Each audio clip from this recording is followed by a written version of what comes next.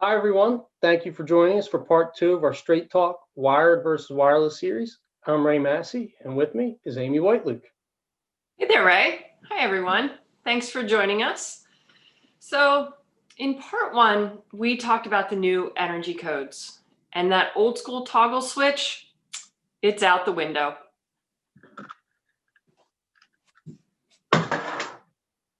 We covered what a new code compliant lighting control solution looks like, Vive by Lutron.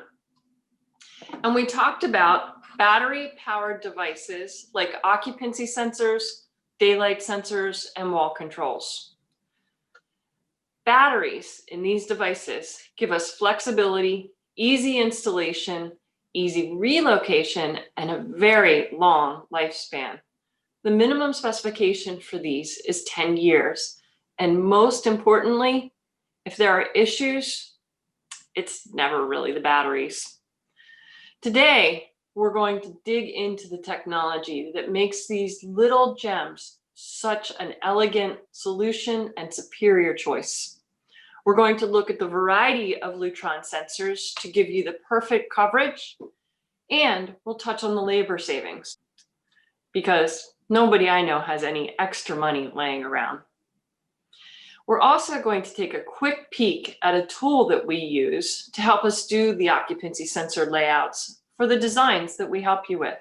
It's something that you can use too. So we should really get going.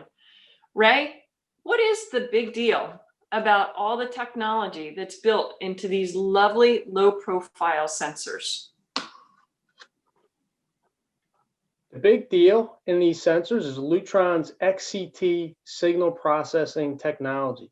So Lutron took a passive infrared sensor, added a layer of technology to it to increase the performance of that sensor. We use sensors today for a number of reasons, but most important is that energy code requires it. So the goal of the sensor is to turn lights off when a space is unoccupied. And you can't save energy if a sensor is prone to false on. And even more important than that, if the sensor turns lights off while the space is still occupied, it becomes a distraction and requires the old hand wave to turn the lights back on. So Lutron's XCT signal processing technology amplifies the signal from the sensor, which allows us to define an extremely precise threshold for what's actually human motion. False ons and false offs are just one of the issues you run into with occupancy sensors. Amy, what are some of the other issues we run into with occupancy sensors? Well, a lot of times it can just be the sensor placement or the coverage pattern. Vive's radio power sensors have different coverage patterns depending on the different sensor types. For example, this ceiling mounted sensor, it has 400 to 600 square foot coverage. It's perfect for an individual office or a huddle room or a conference room, especially since there's a lot of glass in those rooms today. And a PIR sensor, it can't see through glass. And it doesn't have the complication of a dual tech sensor that it can hear noise through an open door or around a corner. For applications like a corridor, you might want a hallway sensor.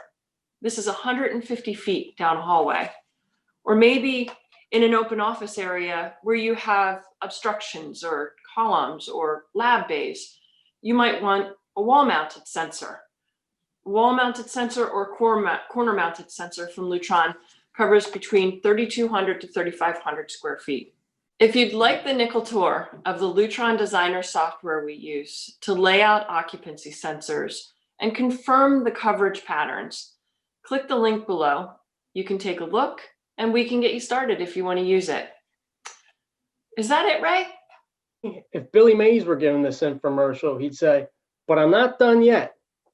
So you can select the right sensor technology and document everything appropriately throughout the design process and even during the middle phase and still run into problems because there's the inevitable changes in the field that need to take place due to other trades and things going on during the construction process. What makes these sensors really flexible is that they're battery powered. So you can make changes in the field, you can relocate them, add sensors to the system. And I think Paul's had a great experience where that really paid off. Paul, what do you say?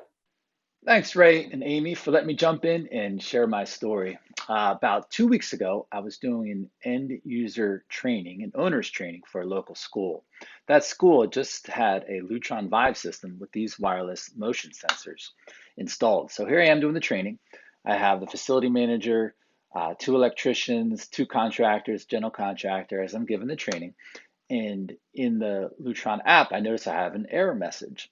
The message was a motion sensor removed from the system. So I said, everybody freeze. I've got one of these in my car. I went and got it, programmed it in the system in a matter of minutes.